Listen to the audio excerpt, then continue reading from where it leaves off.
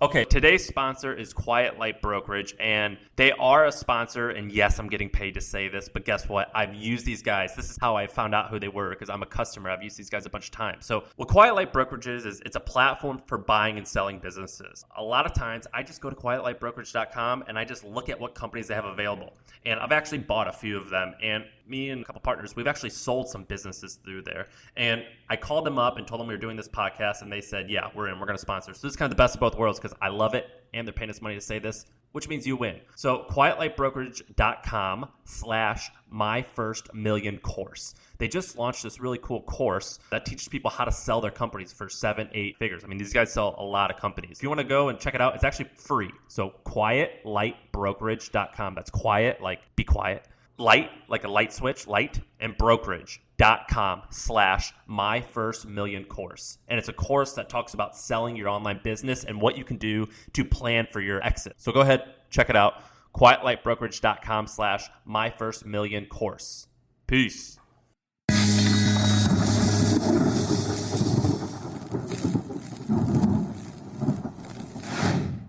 What's up, guys? Sean here. Sam is out, so I am doing this episode solo, and I'm going to do something a little bit different. I'm going to start by talking a little bit about some of the angel investments I've made. In our Facebook group, I posted something about angel investing, and a whole bunch of people had questions, and so I thought I would come on the podcast and actually talk a little bit about it.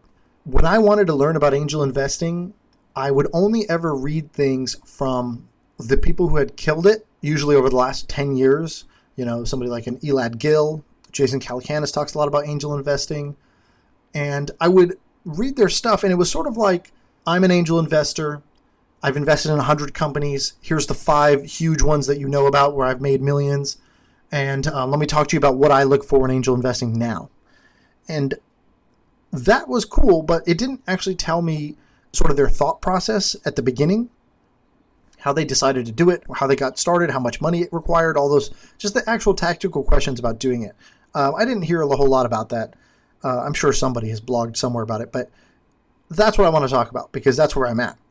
When it comes to angel investing, I am by no means an expert. And I don't mean that just kind of in a, sometimes you say something and you're like, but I'm not a financial advisor. Don't listen to me. This is not that. Because when I say that, that means, hey, I really think this is true, but don't sue me. I'm for real when I say I'm not an expert, meaning I'm actually kind of like a beginner. I'm just one notch above a total beginner. A total beginner hasn't even taken any action yet. They don't even know which direction they're going. They're just lost in the middle of Disneyland. So I'm one level above that where I've been on Space Mountain, but I just have a map in my hand. I'm just trying to figure it out. I'm still looking for a hot dog. That Disney World analogy went pretty far. So anyways, point is I'm a beginner. I'm learning. As I learn, I say the stuff out loud. So this is me just learning in public. And if somebody out there is listening, because I know a bunch of people who listen to this, they are actual investors who have been doing this for a long time, feel free to correct me and say, hey, that thing you said made no sense. You should do it this way instead. Those are my favorite types of messages. So feel free to message me if that's the case. But all right, let's talk about angel investing. So my angel investing life started truly about 7 years ago, when I first moved to San Francisco. So I moved to San Francisco. I get a job as a product manager at an idea lab called Monkey Inferno. So PM, kind of a boring job. PM, but not at a boring company. This was a very interesting company. It was a company that builds companies, so an idea lab. And I was the only product manager there. I was the only product guy. Everybody else was an engineer. And I'm making $120,000 a year. And so I don't think of myself like an investor, right? 120K, living in San Francisco, paying California taxes. You're not like rolling in money at all. I had a little bit of money saved up from my previous company, but again, I didn't think of myself as an investor. So the first lesson of angel investing was think of yourself as an investor, because those first 3 or 4 years I was in San Francisco, I had the opportunity. I was doing mastermind dinners. I was organizing dinners, and my friends were the founders of other companies. And, if I had just stopped working on my company, if I had stopped, quit my job, and all I did was just write 20K checks to all of those friends, I might have needed 250K, but I would have turned that into, at least $5 million just off the success of those friends' companies. And I was helping them, and I thought a lot of their ideas were good. I thought a lot of them would succeed. I remember I talked to the founders of Calm early on when Calm was struggling. They couldn't even raise their next round. You didn't know what was going to happen. It was just kind of Alex toiling away. And I remember thinking, hey, this guy's like really committed to this, and this guy's really creative. And I think he's right about the world. Like, I think he's right that a lot of people will want this. A lot of people will want to have more calm in their life. And I think more people will meditate. And, there was, obviously it wasn't clear cut, but I would have bet on that company. And I would have bet on 6 or 7 of those companies. And several of them did really well. Calm now is a multi-billion-dollar company. So out of just that group of friends, I think there were probably 2 or 3 companies that have reached over $500 million in valuation, and I would have been investing when they were like under 5. So the lesson I learned 4 years later was, why the hell wasn't I investing in these guys' companies? I believed in them. I had access to them. I just didn't think of myself as an investor. The excuse I gave myself was I didn't have the capital. But the reality was, if you are creative enough, if you're resourceful enough, if you're persuasive enough, if you're determined enough, you can get capital. You can get any resource you need. And so that actually brings me to my first angel investment. So the next company I got really excited about, fast forward 4 or 5 years, I still don't, have, millions of dollars in the bank to go write these checks. And I see this company called Lambda School.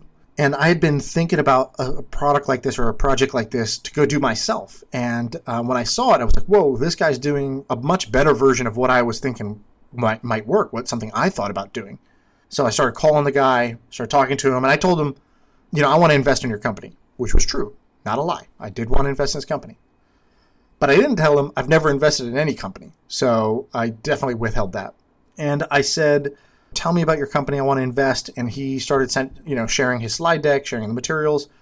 And I'm like, I have to find a way to invest in this company. And I thought to myself, okay, I need to invest $25K in this company. Okay, no problem. I can sell a stock that I own, or I can just take some of my savings and do this. One company was never going to be a problem. But with angel investing, you need a portfolio of companies because you're investing in early stage startups. This is extremely high risk of failure. So in a portfolio of 10 companies, you would expect some kind of distribution where you're going to get 4 or 5 of the companies to go to 0, 2 or 3 of the companies to return somewhere between 1 and 3x. And then hopefully, you end up with 1 or 2 companies that actually break out and do 10x plus. Ideally, you get to something that does 1,000x plus or 10,000x plus. Those are the early investors in Uber, for example. So anyways, I always knew I could invest in one company, but you need about 30 bets to really be, an angel investor, to have enough of a portfolio where you give yourself a chance to succeed. So, I was sitting there doing the math, and I said, if I need to invest $25,000 in 30 companies, I need $750,000. I didn't have that. So that's why I didn't think of myself as an investor. But what I did was very smart. I got to give myself credit on this one. When I knew I wanted to invest in Lambda School, I said, okay, how do I get the money to invest in this? And so I talked to a friend, and I said, who I knew invested, and I said, hey, I have this company that I think is really great. I want to introduce you to them.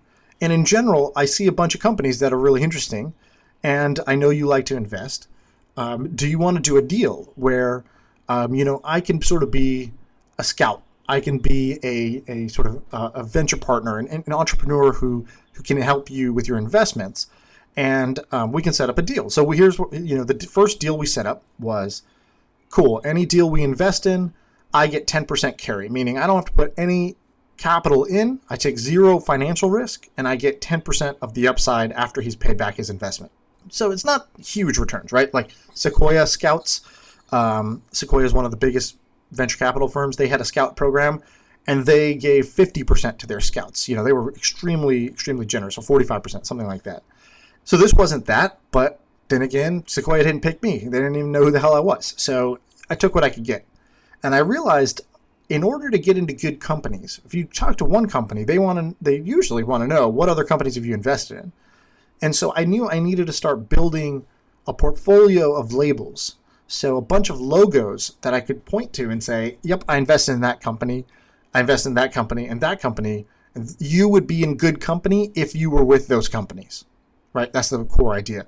So I said, let me start building this portfolio. This guy's willing to put up all the cash. I get a piece of the upside. Let's do it. So we wrote the check into Lambda School. And I'm very grateful to him for, bankrolling me in that. And I think it was a, fair enough deal. And so we invested when it was, it was still a pretty expensive deal because by the time I organized this, the valuation had gone up about 3x. So I lost a 3x return just in the time it took me to get, sort of a backer in on the deal. If it was just my own money and I could have invested after that first phone call, I would have. But anyways, it's gone up about 10 times in value since then. So that investment, which is illiquid, but that's the sort of paper valuation of that company today. So that was the first dipping my feet in the water. And I said, all right, that was good. And I made a deal with myself, which is, cool, I'm going to try to invest in about 5 to 10 companies per year. This is what my goal was. I said, but, I think 5 is the right sweet spot unless I'm, if I have free time, I'll go do 10 a year. But I'll do 5 a year, and whether it's my own money or other people's money, now I'm thinking of myself as an investor. So that'd be the first thing I would say to you guys is if you ever want to invest, if you ever want to be an angel investor and play this extremely high-risk, high-reward game of startup investing, the number one advice I would give to you is don't wait till you're rich to do it. Because at that point, the financial returns, it'll just be a part of a broader portfolio. It's not going to be that exciting. But if you really want to do this, start thinking of yourself as an investor from day one and find ways to access the capital. There are a ton of people out there with capital, myself included, who would love for you to be bringing them deal flow and would happily give you carry on any deal that they invest in. I remember there was a guy named Sarush who was a 13-year-old kid living in Canada, and he used to use our product. We built this website called Blab. It's like kind of this Zoom type of product. But he used to use Blab all the time, and he came to me and he said, hey, I don't even remember what our arrangement was, but basically I told him, I said, you want to learn about this stuff? I want you to go scout out 3 companies a week. Email me the best one, the best one that you saw, and why you think it would be a good investment, why you think it would be a bad investment, and your kind of overall recommendation. And one of those companies, now several years later, he's I think 20 years old now, so 7 years later, the very first company he sent me is a company called Applyboard that just raised money at a $1.1 billion valuation. He brought that email back up to me. He emailed me again being like, hey, why didn't you invest in this thing I told you about? And I was like, I don't know, you're 13. I didn't believe you. But yeah, there's a bunch of examples like that where you can bring deals to other people, and if they invest, you can get carry. And you could bring it to multiple people. So you don't have to be exclusive with any one person. You could say, great, these 5 people all agree that if I bring them a great deal, they'll give me a slice of the upside. Great, you could do that with five different more established investors at any given time. Okay, enough on that. So since then, I've looked at about 50 companies. I've invested in about 4 or 5. And some of the questions that came up when I posted about this were, first question was, how do you approach these companies? Are they sending stuff to you? Do you go reach out to them? And my answer to this is, if you looked at the quantity, I get more coming to me than I reach out to. But if you look at quality, the best stuff is me going direct to a founder or the maker of a product that I see that I love and just saying, hey, I'm a big fan of what you're doing. Like, I love this. I think this could be really big. Would love to chat and potentially invest in the company. And then I get on a phone call and then I end up investing in their company. And so that's one way. Another way is just through friends. So if I have a friend who's doing something, my goal would be to be the first check in to them. There are exceptions, of course. My buddy Tyler worked with me at Bebo before we got acquired. And when we got acquired, he didn't want to join us. He wanted to go do a startup. I said, fantastic. What are you going to do? And he said, I'm working on this crazy robotic arm for amputees. If you have your arm amputated, there's this amazing, I don't even know what you'd call it, prosthetic. Yeah, it's a sort of a robotic prosthetic arm that is basically, as close as you can get back to what a normal arm would be. And I said, Tyler, that's amazing for the world. I won't invest in that because that sounds super hard. Sounds like it's a ton of risk, and I'm just not going to do it. But most of the times, I would love to back my friends. And so that's the other way that I get deals. Okay, so now somebody else asked, what is the bankroll that you think is required to get started?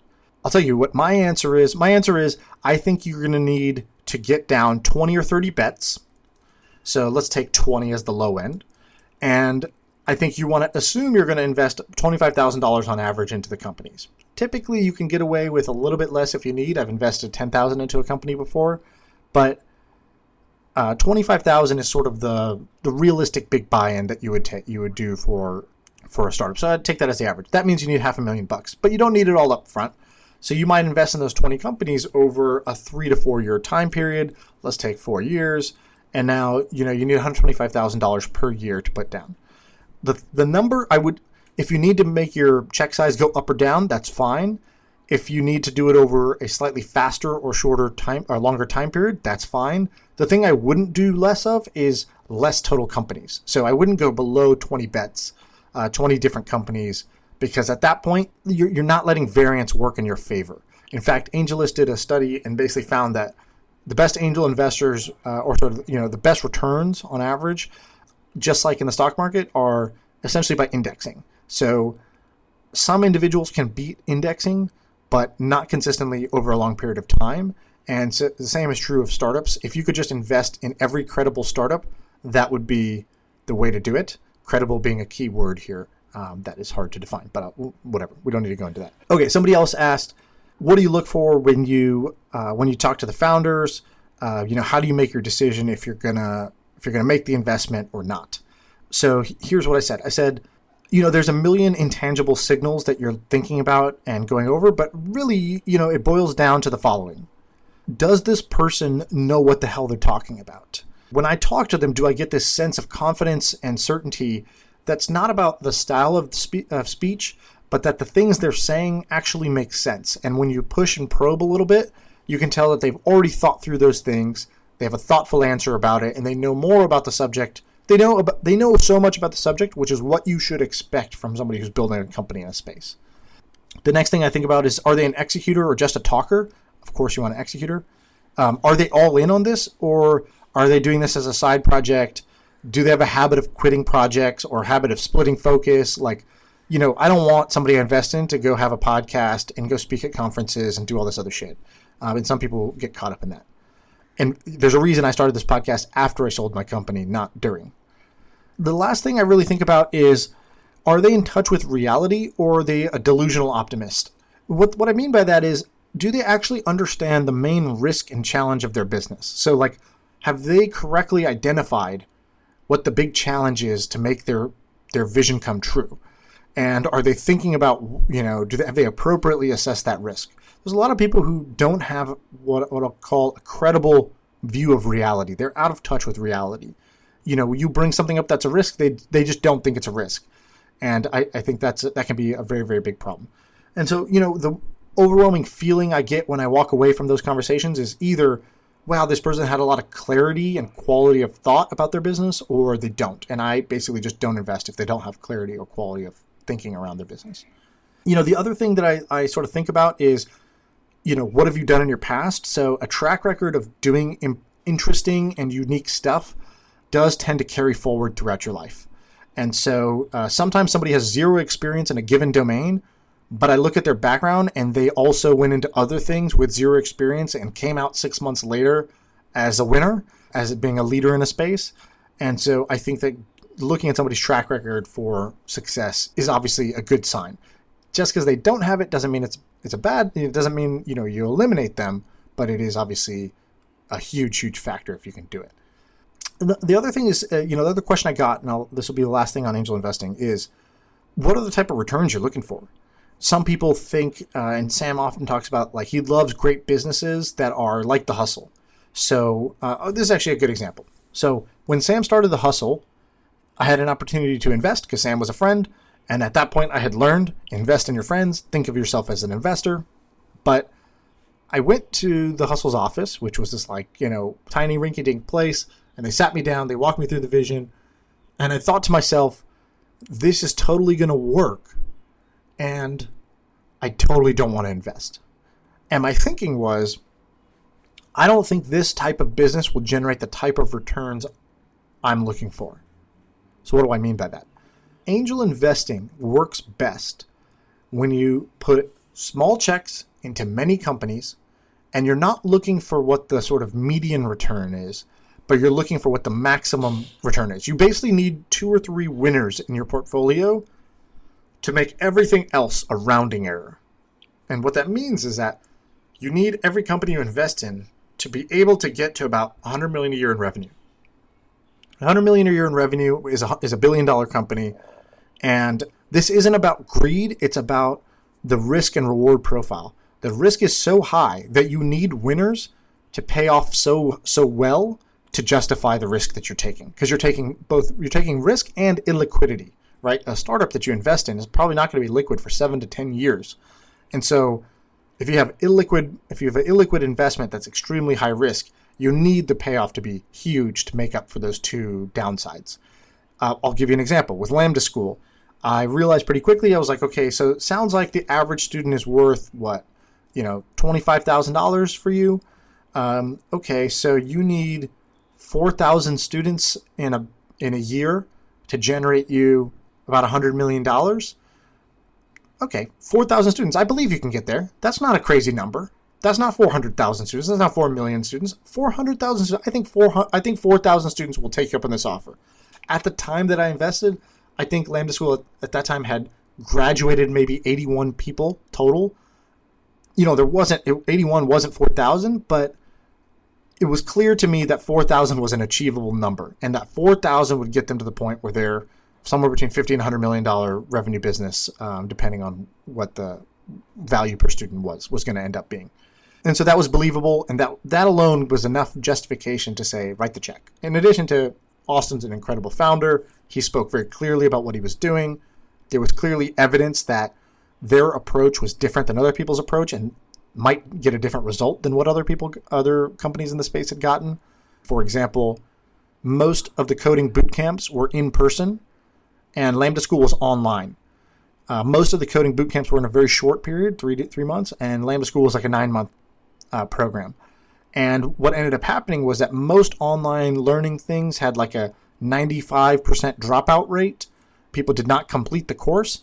And Lambda School had I don't know what the exact numbers were, but 80 to 90% of people finished the program, and 80 to 90% of them got jobs, high-paying jobs. And so I was like, whoa, those are amazing signals, and I believe that they can get to 4,000 students. I believe they can give that experience to 4,000 students, which would get them into a $100 million a year range. So that's what type of returns you look for. And so I assume that in a batch of 30 companies, 3 of them will drive 95 to 99% of all the returns. I hope that in the end, this nets out into, I put in, let's call it 500,000, and I basically quadruple to 5x my money over the 7-year period. And so, 500,000 in, and let's say I 5x it, that's 2.5 million out. And, this is not like the biggest, craziest life change ever, but there's a chance it's much more. If you hit one of the real winners, then, I've seen a $25,000 check turn into 25 million. That can happen. But I would say the average or the sort of expected return of what I would call the minimum bar of success is to 4 or 5x my money over a 7-year period, which nets out, I think, to like a 20% IRR, something like that. The last thing I would say is the reason to do angel investing is not to make money. And I don't mean that in a kind of philosophical way. What I mean by that is there's much better ways to make money. There's ways where your money is liquid. There's ways where you have a greater certainty of success. But I do think angel investing gives you one thing. It gives you a front row seat on the future, and in a way that owning like Boeing stock is never going to do for you. You can go own Apple and you can go make 10% a year return. Guaranteed, and it could be liquid. Not guaranteed, but you know what I mean. Good chance of success compared to startup investing. But startup investing will teach you a lot about business. It'll teach you a lot about people, because every decision is a judgment call about a person. And the last thing is it'll teach you a lot about the future. As you see what different startups are doing, each one of them is pitching you a thesis about how the future is different than the present. And I really value that education. And I think it's a much better way to get an education. I'm getting an education from an expert who is somebody who has seen the future and is coming to me and telling me what it's going to be. I'm going to get to sit alongside every month and get their updates about how it's coming. And the last thing is I have skin in the game. So I have money invested in it. If I'm correct and they're correct about what the future looks like, we get paid. If I'm not, we lose money. And that's a great way to learn. It's a great feedback loop for learning. So that's everything about angel investing that I've learned or would want to share with you guys. That went a lot longer than I thought. If you like that, we can do another session on that, later. Just ping me. I'm going to put my Twitter and my email in the show notes, and get in touch. That's the best way for me to know what you like, what you don't like. Thank you for listening to the podcast as always. Okay, I'm out of here. Thank you very much.